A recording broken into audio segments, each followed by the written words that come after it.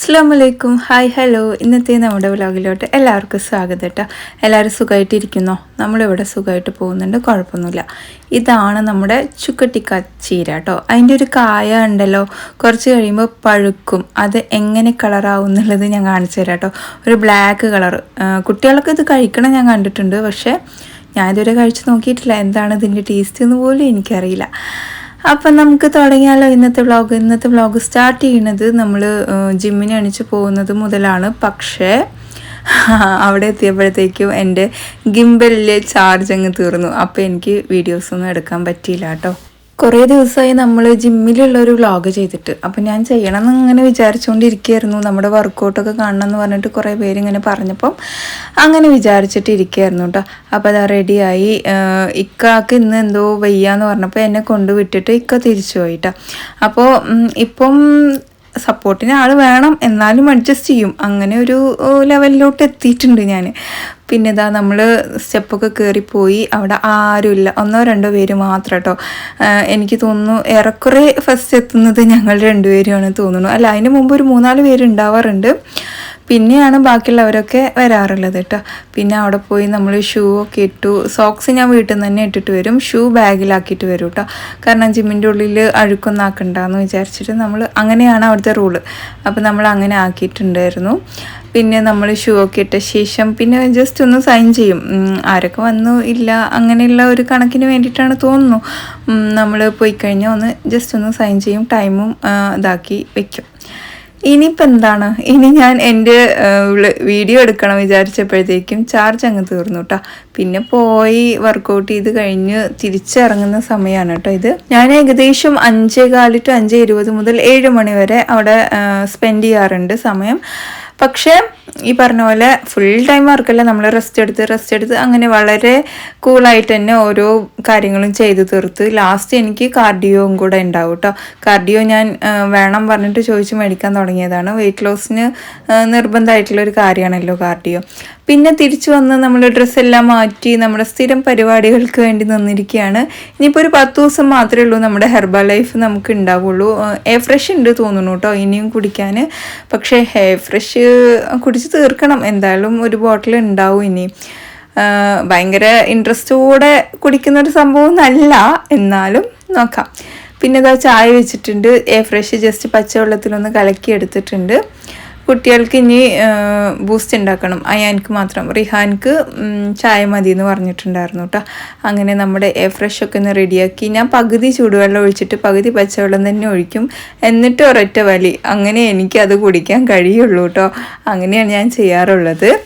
അപ്പോൾ എന്തായാലും ഇന്നലത്തെ കമൻറ്റ് ബോക്സ് എനിക്ക് ഓപ്പൺ ആക്കാൻ പറ്റാത്തൊരവസ്ഥയാണ് കേട്ടോ ഉള്ളത്. കുഴപ്പമില്ല, നിങ്ങളുടെ അഭിപ്രായങ്ങളൊക്കെ പറയാനുള്ള സ്ഥലം തന്നെയാണല്ലോ കമൻറ്റ് ബോക്സ്. കുഴപ്പമില്ല, നിങ്ങൾ എന്ത് പറഞ്ഞാലും ഞാനത് അക്സെപ്റ്റ് ചെയ്യാൻ പറ്റുന്ന കാര്യങ്ങളാണെങ്കിൽ അക്സെപ്റ്റ് ചെയ്യാം, അല്ലാത്ത കാര്യങ്ങളാണെങ്കിൽ പറ്റൂല എന്ന് പറയാം. കാരണം നമുക്ക് ലൈഫിൽ എല്ലാവർക്കും ഓരോരോ ഇഷ്ടങ്ങളും ഓരോരോ കാര്യങ്ങളും ഉണ്ടാവുമല്ലോ ചെയ്യാൻ. എനിക്ക് എങ്ങനെ ഡ്രസ്സ് ചെയ്യണതിലും ഞാൻ നോക്കാറ് എൻ്റെ കംഫർട്ടാണ് കേട്ടോ. അതിപ്പോൾ ബാക്കിയുള്ളവർക്ക് വേണ്ടിയിട്ട് ഞാൻ ഡ്രസ്സിങ് എൻ്റെ മാറ്റേണ്ട ആവശ്യമൊന്നുമില്ലല്ലോ. ഒരാളെന്താ ഇത്രയും സമയം എന്താ പറയുക ഡ്രസ്സ് ഷോപ്പ് ചെയ്തിട്ട് നിങ്ങളുടെ ഡ്രസ്സൊന്നും കാണാൻ ഭംഗിയില്ലല്ലോ എന്ന്. കാണാൻ ഭംഗിയുള്ള ഡ്രസ്സുകളൊക്കെ എടുക്കുകയാണെങ്കിൽ വേണമെങ്കിൽ അതെനിക്ക് ഒട്ടും ചേരുണ്ടാവില്ല. എനിക്ക് ചേരുന്ന ഡ്രസ്സുകൾ എടുക്കുക. എനിക്ക് അത് ഇടുമ്പോൾ കംഫർട്ടാണോ അങ്ങനെയാണ് ഞാൻ എടുക്കാറ് കേട്ടോ. അപ്പം ഞാൻ ഇതിൽ ദോശയ്ക്കും ഇഡ്ഡലിക്കൊക്കെ പറ്റിയൊരു ചമ്മന്തി കാണിക്കുന്നുണ്ട്, ഒരു ചട്നി ചമ്മന്തി അങ്ങനെ ഒന്ന് കാണിക്കുന്നുണ്ട്. എന്തായാലും നിങ്ങളതൊന്ന് കാണുക. അതേപോലെ നമുക്ക് ഇനിയും പറയാനുണ്ട്, അത് ഇത് കഴിഞ്ഞിട്ട് പറയാം കേട്ടോ. ഞാനിവിടെ തക്കാളി ഒന്ന് റെഡിയാക്കി എടുക്കുന്നുണ്ട്, പിന്നെ വെളുത്തുള്ളി എടുക്കുന്നുണ്ട്. പിന്നെ എൻ്റെ വക ഞാൻ ഒരു വലിയുള്ളി ഇട്ട് കൊടുത്തിട്ടുണ്ട്. വലിയുള്ളി ഇടണം എന്ന് നിർബന്ധമുള്ള കാര്യമൊന്നുമല്ല കേട്ടോ.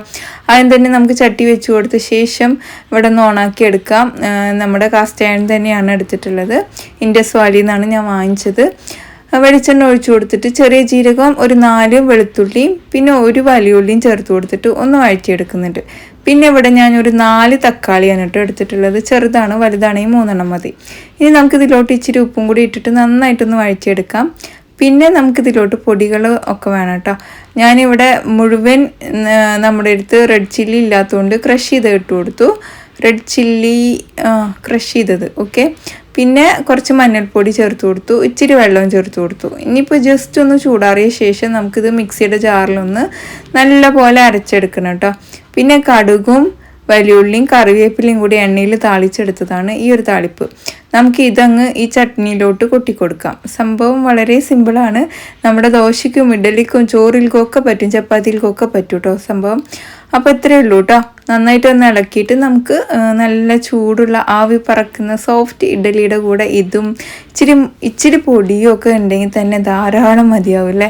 അപ്പോൾ നമ്മുടെ ബ്രേക്ക്ഫാസ്റ്റ് ഇതായിരുന്നു. കുട്ടികൾക്ക് ഞാൻ ലഞ്ച് ബോക്സിൽ ഇതുമാണ് കേട്ടോ പാക്ക് ചെയ്ത് കൊടുത്തത്. ജിമ്മെല്ലാം കഴിഞ്ഞ് വന്നിട്ട് എനിക്ക് റൈസും ഉപ്പേരി ഇതൊക്കെ ഉണ്ടാക്കാനുള്ള സമയം വളരെ കുറവാണ്. ടിഫിൻ ബോക്സ് റെസിപ്പി ഉണ്ടാക്കുകയാണെങ്കിൽ പിന്നെ ഞാൻ അങ്ങ് സ്പീഡിൽ അങ്ങ് ചെയ്ത് തീർക്കുകയാണ് കേട്ടോ. അതൊക്കെ ശരിക്കും പറഞ്ഞാൽ വീഡിയോ എടുക്കലൊക്കെ ഭയങ്കര ടാസ്ക്കാണ്. നമുക്ക് ജിമ്മ് കഴിഞ്ഞ് വന്ന് കുട്ടികളിനെ ആ കറക്റ്റ് ടൈമിന് നമുക്ക് പറഞ്ഞു വിടണ്ടേ. അതിൻ്റെ ഇടയിൽ ഇക്കാൻ്റെ കാര്യങ്ങളും എല്ലാം കൂടെ ആകുമ്പോൾ ഭയങ്കര ടാസ്ക് തന്നെയാണ്. അപ്പോൾ പിള്ളേർ ഇവിടെ ഇരുന്ന് കഴിച്ചുകൊണ്ടിരിക്കുകയാണ്. അതിന് ശേഷം ഞാൻ ഞങ്ങളുടെ ഷേക്കും കൂടി റെഡിയാക്കിയിട്ട് എടുക്കുകയാണ് കേട്ടോ. നമ്മുടെ ഫോർമുല 1 അത് കഴിഞ്ഞു. ഇനിയിപ്പോൾ ഒരു ബോട്ടിലും കൂടിയേ ഉള്ളൂ. 10 ദിവസം കൂടിയേ ഉള്ളൂ വരിക എന്ന് തോന്നുന്നു എനിക്ക് ഇത്. അത് കഴിഞ്ഞാൽ പിന്നെ നമ്മളിപ്പോൾ അടുത്തൊന്നും ഓർഡർ ആക്കില്ല കേട്ടോ, അത് വേറെ കാര്യം. അങ്ങനെ ഷേക്കും കൂടി എടുത്തു. പിന്നെ ഒരു സന്തോഷ വാർത്ത, നമ്മൾക്ക് നമ്മുടെ ഫാമിലി ഇൻസ്റ്റയിൽ 70K ആയിട്ടുണ്ട് കേട്ടോ. അത് ഭയങ്കര സന്തോഷമുള്ളൊരു കാര്യമാണ് എനിക്ക്.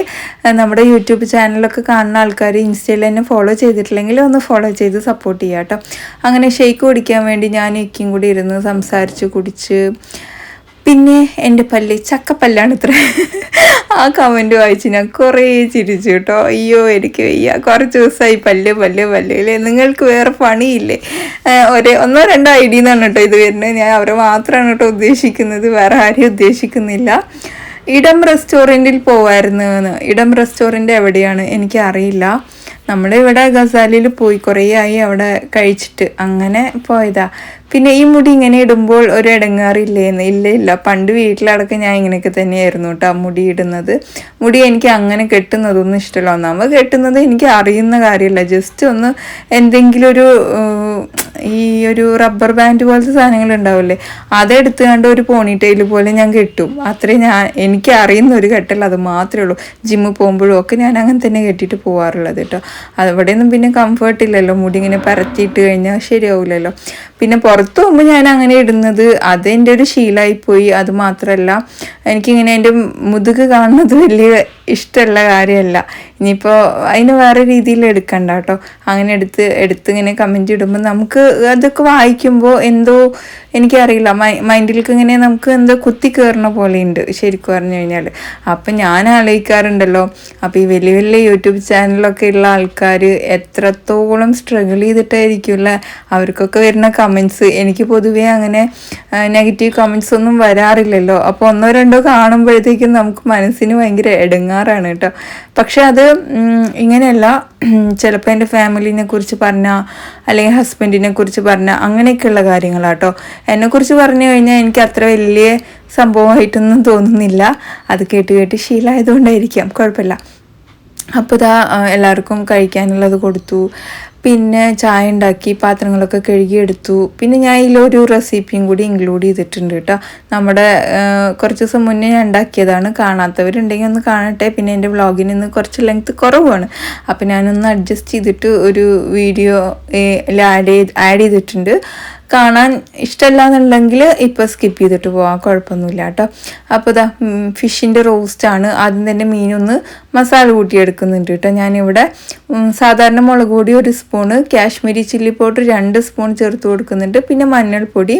അതിനുശേഷം ഞാനിവിടെ ഉപ്പ് ചേർത്ത് കൊടുക്കുന്നുണ്ട്. ഇച്ചിരി കുരുമുളക് പൊടിയും ഇഞ്ചി വെളുത്തുള്ളി പേസ്റ്റും വിനീഗർ അല്ലെങ്കിൽ നാരങ്ങയുടെ നീരായാലും കുഴപ്പമില്ല. പിന്നെ നമ്മളിതിലോട്ട് ഇച്ചിരി വെളിച്ചെണ്ണ അല്ലെങ്കിൽ നെയ്യായാലും കുഴപ്പമില്ല കേട്ടോ. ഇതെല്ലാം കൂടെ നന്നായിട്ട് മിക്സ് ആക്കി എടുത്തു കഴിഞ്ഞാൽ തന്നെ നല്ലൊരു അടിപൊളി ടേസ്റ്റ് ആയിട്ടുള്ളൊരു പേസ്റ്റ് കിട്ടും നമുക്ക്. ഈ ഒരു മസാല നമുക്ക് ഏത് മീനിലും ചെയ്തെടുക്കാം കേട്ടോ, കുഴപ്പമില്ല. അപ്പോൾ എന്തായാലും ഞാനിവിടെ ചെമ്പല്ലിയാണ് എടുത്തിട്ടുള്ളത്. ഞാൻ അതിലോട്ട് ഇത് നന്നായിട്ടൊന്ന് മസാല തേച്ച് പിടിപ്പിച്ചിട്ടുണ്ട്. ഇനി എന്താണ്, നന്നായിട്ട് അങ്ങ് സെറ്റാക്കി എടുക്കണം. അതിന് ശേഷം ഒരു അരമണിക്കൂർ ഇത് മാറ്റി വയ്ക്കാം കേട്ടോ. ഇനി നമുക്കൊരു മസാല ഉണ്ടാക്കിയിട്ടെടുക്കണം. അപ്പോൾ ആദ്യം തന്നെ ഞാനിവിടെ മീനൊന്ന് ഫ്രൈ ചെയ്തിട്ട് എടുക്കുന്നുണ്ട്. പിന്നെ അതിൻ്റെ ഓയിൽ തന്നെ നമുക്ക് മസാല ഉണ്ടാക്കിയിട്ടും എടുക്കാം കേട്ടോ. ഞാനിവിടെ മൺചട്ടി വെച്ച് കൊടുത്തിട്ടുണ്ട്. ഇവിടെ ഒരു 3 വലിയുള്ളി സ്ലൈസ് ആക്കിയത് ചേർത്ത് കൊടുക്കുന്നുണ്ട്. ഉപ്പും ചേർത്ത് കൊടുത്തിട്ട് നന്നായിട്ടൊന്ന് വഴറ്റിയെടുക്കുന്നുണ്ട് കേട്ടോ. ഇനിയിപ്പോൾ നമുക്ക് നന്നായിട്ടൊന്ന് വഴറ്റിയെടുത്ത ശേഷം പൊടികളൊക്കെ ചേർത്ത് കൊടുക്കണം. അതിന് മുമ്പായിട്ട് ഞാനിവിടെ 2 തക്കാളിയും 1 പച്ചമുളകും കൂടി ചേർത്ത് കൊടുത്തിട്ടുണ്ട്. ഇനിയിപ്പോൾ കുറച്ച് പുളിയൊക്കെ വേണമെന്നുണ്ടെങ്കിൽ ഒരു ചെറിയ പീസ് കുടംപുളിയും കൂടി ഇതിലോട്ട് ചേർത്ത് കൊടുക്കാം കേട്ടോ. എനിക്കെന്തായാലും തക്കാളിയുടെ പുളി മാത്രം മതി. അല്ലെങ്കിൽ നാരങ്ങയുടെ നീരും നമുക്ക് വേണമെങ്കിൽ ഒഴിച്ചു കൊടുക്കാം, അത്രയേ ഉള്ളൂ. ഈ ഒരു ലെവലിൽ ആക്കിയെടുക്കണം. അതിന് ശേഷം 1 സ്പൂൺ ഇഞ്ചി വെളുത്തുള്ളി പേസ്റ്റ് ചേർത്ത് കൊടുക്കുക. പിന്നെ മുളക് പൊടി, മഞ്ഞൾപ്പൊടി, കുരുമുളക് പൊടി, അതുപോലെ കുറച്ച് മല്ലിപ്പൊടിയും കൂടെ ചേർത്ത് കൊടുക്കുക കേട്ടോ.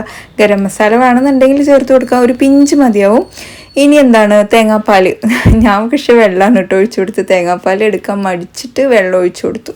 കുറച്ച് വെള്ളം ഒഴിച്ചു കൊടുത്തിട്ട് ഈ മസാലയൊന്ന് വേവിക്കാൻ വേണ്ടി അടച്ചു വയ്ക്കണം. അതിനുശേഷം നമ്മൾ വറുത്തെടുത്ത മീൻ ഇതിലോട്ട് ആക്കി കൊടുക്കുക. മസാലയ്ക്ക് എല്ലാ ഭാഗത്തും സെറ്റാക്കി എടുക്കുക. അതിനുശേഷം നമ്മൾ ഒന്ന് അടച്ചു വെച്ചിട്ട് ഒരു 2-3 മിനിറ്റ് ഒന്ന് കുക്ക് ചെയ്തിട്ട് എടുത്ത് കഴിഞ്ഞാൽ തന്നെ ഉണ്ടാവും ഒരു മണം ഇങ്ങനെ വരും. അതിനുശേഷം എന്താണ്, നമ്മൾ ഇതിലോട്ട് ഇച്ചിരി മല്ലിയിലേക്ക് അങ്ങ് തൂവി കൊടുക്കുക. ചോറ് കഴിക്കുക, ഇത് മാത്രം മതി. ചോറിൻ്റെ കൂടെ അല്ല, എല്ലാറ്റിൻ്റെ കൂടെ ഭയങ്കര സൂപ്പറാണ് കേട്ടോ. അപ്പോൾ ആ സംഭവം ഇവിടെ റെഡി ആയിട്ടുണ്ട്. ഇന്നത്തെ നമ്മുടെ വീഡിയോ ഇത്രയൊക്കെ തന്നെയുള്ളൂ കേട്ടോ. നിങ്ങൾക്ക് ഇഷ്ടമായിച്ചാൽ ലൈക്ക് ചെയ്യാനും ഷെയർ ചെയ്യാനൊന്നും മറക്കരുത്. മറ്റൊരു വീഡിയോയിൽ കാണുന്നത് വരയ്ക്കും എല്ലാവർക്കും bye. It's me Jini from Palakkad. നമ്മുടെ യൂട്യൂബ് ചാനലും ഇൻസ്റ്റാ പേജും FB പേജും ഒക്കെ മാക്സിമം സപ്പോർട്ട് ചെയ്ത എല്ലാവർക്കും ഒരുപാട് നന്ദിയുണ്ട്. നെഗറ്റീവായിട്ടുള്ള കമൻറ്റും പോസിറ്റീവായിട്ടുള്ള കമൻറ്റ്സ് ഒക്കെ നമ്മുടെ കമൻറ്റ് ബോക്സിൽ ഇടാം, ഒരു കുഴപ്പമില്ല. ഞാൻ അതിൻ്റേതായ രീതിയിൽ അങ്ങ് എടുത്തിട്ട് പോകാം. അങ്ങനെ നെഗറ്റീവ് കേട്ടാതില്ലല്ലേ നമ്മൾ കുറച്ചുകൂടി സ്ട്രോങ് ആയി വന്നുകൊണ്ടേയിരിക്കുള്ളൂ അല്ലേ. കുറേ വെള്ളി വീണുണ്ടല്ലോ എന്ന് എന്തായാലും എല്ലാവരും ഒന്ന് ക്ഷമിക്കുക കേട്ടോ. അപ്പോൾ എന്താണ്, ശരിക്കും എല്ലാവർക്കും by. Take care. Have a nice day.